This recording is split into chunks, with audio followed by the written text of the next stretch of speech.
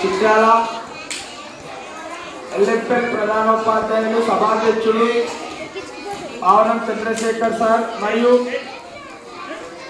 ఈరోజు ఈ సమావేశానికి ముఖ్య అతిథిగా కాంప్లెక్స్ ప్రధానోపాధ్యాయులు గైచెడ్ ప్రధానోపాధ్యాయులు శ్రీ గణేష్ కుమార్ సార్ గారు, ప్రాథమిక పాఠశాల ఉపాధ్యాయులు మరియు ఉన్నత పాఠశాల ఉపాధ్యాయులు మరి ఈరోజు సన్మాన గ్రహీత సుచరిత మేడం నిజంగా సజీవసాలు చెప్పినట్లు మా వదిలే కూడా అమ్మ. అయితే ఈరోజు ఆమె ఈ పాఠశాలలో 7 సంవత్సరాల 2 నెలలు 2018లో ఎడ్జిటీగా చేసి అన్ని సబ్జెక్టులు ఇంచుమించుగా గణితము ఎక్కువగా చెప్పింది, మెథడాలజీ, మ్యాథ్స్, ఫిజిక్స్. కనుక గణితం అన్నింటి పిల్లలు ఇందాక విన్నాను, 3వ తరగతి పిల్లలు మాకు మంచిగా గణితం చెప్పింది మేడమని.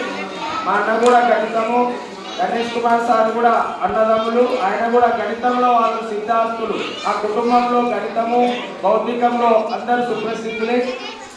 ఇప్పుడు ఈ కార్యక్రమానికి ముఖ్య అతిథిగా విచ్చేసిన శంకర్ గౌడ్ సార్ గారు కూడా మా మిత్రులు, అన్నగారు మరియు గైచెడ్ ప్రధానోపాధ్యాయులుగా యాపర్లలో రిటైర్డ్, సాహితీ కళావేదిక అధ్యక్షుడు, వనపర్తిలో ఎన్నో కార్యక్రమాలు నిర్వహిస్తున్నారు, అందరికీ సుపరిచితులు.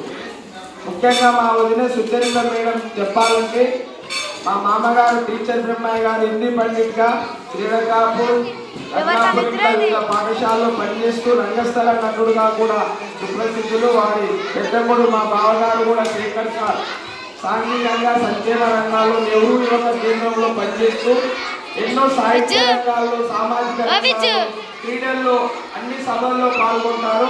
రాష్ట్రంలో వారు కూడా సుపరిచితులు. ఇట్లా వారి కుటుంబం రవి కూడా కండక్టర్ జాబ్ చేస్తున్నాడు, తమ్ముడు. ఇట్లా వారి పెద్ద కుటుంబం. మా వదిలే గుణగణాలు చెప్పాలంటే చాలా సాత్వికురాలు.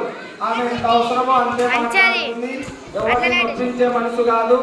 అది పాఠశాలలో కానివ్వండి, కుటుంబ పరంగా చిన్నప్పటి నుంచే కష్టపడి మా అన్న సాహచర్యంతో కూడా ఉద్యోగం సంపాదించుకున్నది. ఉద్యోగ రంగంలో ఉపాధ్యాయునిగా వచ్చింది. వాళ్ళ కుటుంబంలో అందరూ ఉద్యోగులే ఉన్నారు. కనుక ఆమె శుద్ధిమెత్తని సున్నిత స్వభావం, మాట కూడా సున్నితంగా ఉంటుంది, అందరితో కలుపుగోలుగా ఉంటుంది. అంటే ఏ విధంగా అంటే స్మూత్గా బిహేవ్ చేయడం ఆమె లక్షణం, ఎవరిని నొప్పించే మాట అన్నది. కనుక ఈ మధ్య కాలంలో పదోన్నతి పొందింది. బయో అంటే జీవశాస్త్రము, కానీ నేను బయాలజీ అని మెథడాలజీ తెలుగు అనుకుంటాను.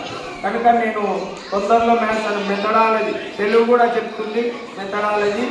కనుక ఈ విధంగా జీవశాస్త్రంలో పదోన్నతి పొంది మొన్ననే అజ్జకోల్ అనే పాఠశాలకు మదనాపూర్ మండలం వెళ్ళింది. మా వదిన ఎక్కడున్నా ఇట్లాగే మంచి పేరు సంపాదించుకొని శంకర్ గౌడ్ సార్ చెప్పినట్లు చెల్లు కూడా తక్కువగా వాడుతుంది. కుటుంబ బాధ్యతలు ఎక్కువ, వాళ్ళకు కూతురు 2 కొడుకులు. కనుక కుటుంబ బాధ్యతలు నిర్వహిస్తూ అటు బడికి వస్తూ తన బాధ్యతను తన వంతుగా సంపూర్ణంగా నిర్వహిస్తుంది అనేది ఇది అక్షర సత్యం అనేది నాకు తెలుసు.